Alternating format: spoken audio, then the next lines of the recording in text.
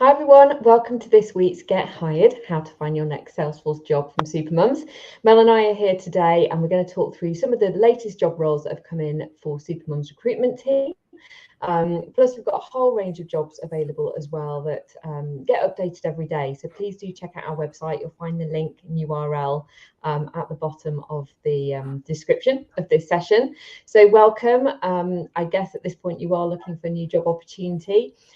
Obviously, things have been changing in the landscape at the moment. And what I'd like to share with you, just to kick off the session, is a couple of thoughts that Ed Thompson actually shared with us at the Salesforce Partner Kickoff on Monday. It was really interesting to hear from Ed because he is now head of strategy at Salesforce, but previously worked for Gartner, who ranks the different CRM platforms. And Salesforce has been ranked the #1 CRM platform for quite a few years now. So he's obviously very aware of where they are in the market alongside other competitors. But what was interesting is that he too, and as everybody's like going, well, what's happening with the market, the recession, and everything that's going on, is that he was able to really shed some light from his own research about what's happening in the technology space. And as I say, it was really reassuring. So he identified and shared some research he'd done to show that actually spending on digital customer experience and cybersecurity are still the #2 priorities for senior management C-suite execs within companies right now. So they are not shelving budget for those types of projects. They see it as #1 priority, that they're spending time and money on this, and that those IT budgets are being safeguarded. A lot of the time, the CRM platform is their living, beating heart of a business because it contains all of their data and allows all their team to work. So he was equally reassured. Salesforce were obviously looking at what's going on for their marketplace, and he'd done this research to share internally for Salesforce, but also with all the Salesforce partners, of which we're one, to really understand, what is happening in the market, is there a risk? The reality is that during the pandemic, there was a big spike in companies needing. So you were getting, a lot of customers coming through. Salesforce employed a lot more staff. It was almost the opposite to what was going on in other industries. So that's why you're seeing a bit of a change in that Salesforce have let some of those people go because things have stabilized back down to normality to some degree now. And equally, we're seeing that in the consultancies that they had to hire a peak of staff and things have stabilized. But from the research Ed had done, it shows that there is still committed spend on technology projects. So I want you to feel assured that there are still job opportunities out there. There are still, that capacity there are new projects coming on stream still. Budgets are still upholding. So it's just really interesting. And I wanted to share that with you because we were very privileged to get access to that information. I think it's equally important for everybody else to sort of feel that sense of security that things are still going to continue. And we're almost back to where we were before the pre-pandemic. So on that note, I will hand over to Mel to share with us some of the latest jobs that have come this week that you're welcome to apply to. Again, please do follow the link. So Mel, tell us about some of the jobs that have come in this week that might be of interest to people. Okay, so happy Friday, everyone. I can't believe it's come round again. The weeks seem to fly by. So yeah, just a couple of key roles for you today. Although, as Heather said, if you go to the website, there's plenty more there. So I'm going to talk to you about Salesforce admin role. So it's a part-time role, 20 hours a week. It's actually a fixed-term contract for 6 months. And what that means is that rather than work on as a contractor through the agency, the organisation is going to take you on, so you'll get the same benefits as what a full-time permanent person would, but you'll only get those benefits for the time that you're there. And they would like to hire somebody for a fixed-term 6-month opportunity. Salary that they're offering is between 30 and 35k. So what can I tell you about them? Well, actually, they're an organisation they're a non-profit, but they provide educational services. So they've recently gone through quite an interesting project to implement a learning platform that integrates with Salesforce. So what they're now looking for is a sole admin. So they don't necessarily have a Salesforce team within their organisation. So they want a sole admin that's going to be able to come into their organisation to support and guide the rest of the process. So they've got the implementation complete, but what they now want is somebody that's a great problem solver, that can have a look at the system and see how it can be improved. Someone that can do all of the usual tasks that you would expect from an admin. So setting up new users, setting up permissions, setting up customizations, building reports and dashboards, creating new fields and objects, and I guess general, your general housekeeping of the system. So it's quite a nice role. Whilst it is a sole admin, they are they're a really friendly, really collaborative organisation, and they are happy to look at an entry-level Salesforce admin. Amazing. That's a lovely starting position, isn't it? And really within a non-profit as well. And you see that with the salaries, because obviously that's a relatively, on the lower end of a starting salary, but it's a great starting salary. But within a non-profit, how many users do they have, Mel? They've got, I believe, about 30. Yeah, so that's a really nice size to kind of just get your head around, isn't it, before you take the next step up. Yeah. So what a great opportunity. Thank you, Mel. What's the next one? Next one is a consultancy role, but it's for a project manager. So they're a Salesforce consultancy, they're a Salesforce partner, and they tend to specialise in providing solutions to non-profits and education. So they would work with a non-profit to help them decide what platform they needed to use, potentially to improve the platform that they've already got. And they're now looking for someone that's ideally got some project management experience. So if it's somebody that's maybe only got a year, but they're looking to move into a project management role, that would be great for them. But really what they're looking for is someone with a good background in MPSP project management, someone that understands agile and waterfall methodologies, somebody that has potentially managed a small team before, somebody that understands budgets, so not only budgets that they will have, but that understands the constraints that a non-profit has in terms of budgets.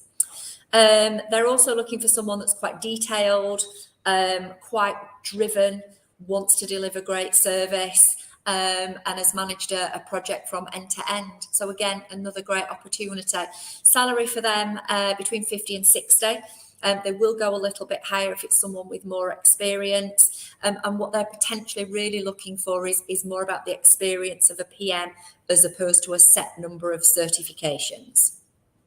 Amazing. Great. So that sounds like a great opportunity that somebody's, maybe not been a job title as a project manager before, but they've done project management activities. And I certainly hired some great people who had been Salesforce admins within non-profits before, but have project managed, volunteer programs or fundraising programs and things like that previously. So great opportunity. I certainly loved that role when I was doing it myself.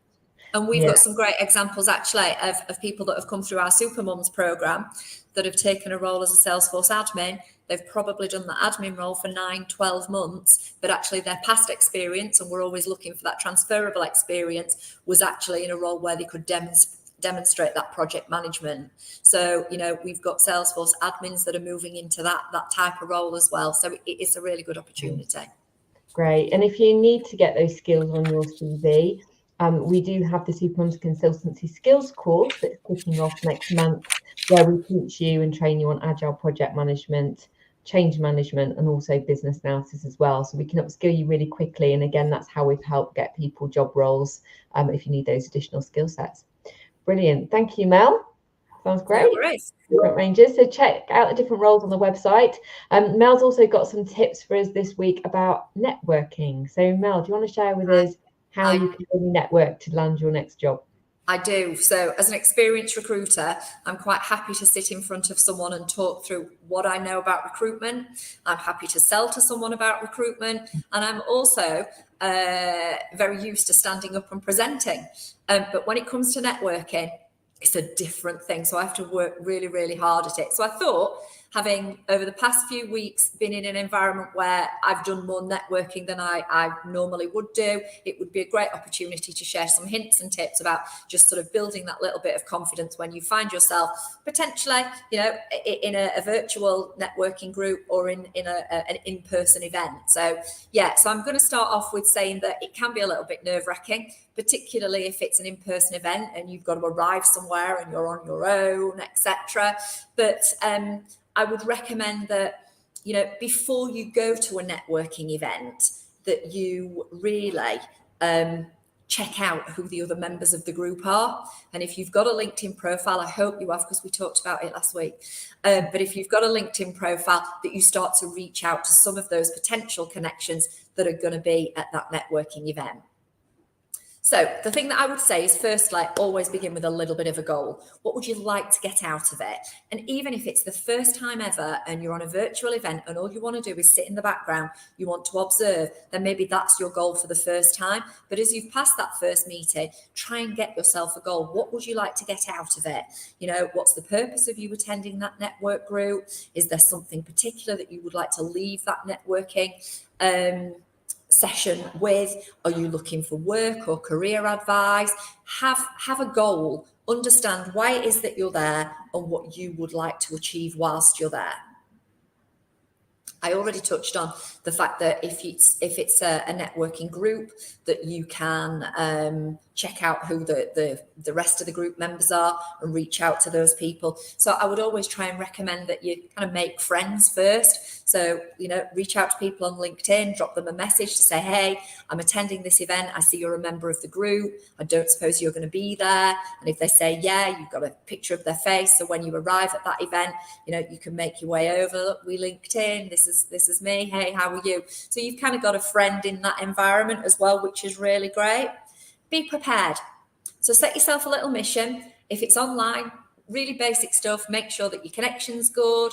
Make sure you've got the right time. Make sure that you join well in advance. If it's in person and you need to be somewhere, again, you don't want to be the last person in the room, you know, clattering the door when the speakers have already started. So make sure that you get there on time and early.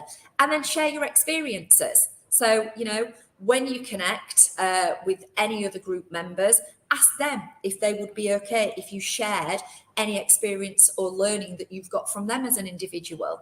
You know, we do it all the time. If we've been to an event and they're all great, particularly if they're Salesforce events, we will always link within our post the fact that we've been and who we actually saw whilst we were there, or some key people that we saw. So create a social media post around that networking event, how it was, what you liked, and share those experiences. And I guess the biggest tip that I would give is put the effort in. Yeah. So if you're going to be the shrinking violet sat in the corner, you're probably not going to really enjoy it. So you've got to build up that confidence to try and put yourself forward. So go back to a couple of points, you know, that I raised just literally seconds ago around making those connections before you go. If you've got those connections, it's so much easier to start to mingle and to start to talk to someone. They'll make an introduction to someone else, you know, and then someone else, and then eventually, you know, you're really into the swing of things. So put the effort in whilst you're there as part of that group, but put the effort in after. So remember the first time that you attended that networking event, if you were a little nervous and you were a bit apprehensive, if you've now got people reaching out to you that are joining that event for the first time, that want to be your friends so that they know somebody when they arrive, accept their connection. And I guess most of all, you know, have a really good time. They're fun. If you haven't already joined a Salesforce user group, you can simply just Google them, join, you know, you can put Salesforce user group London or in your area and see what the closest event might be. So they're my tips for today.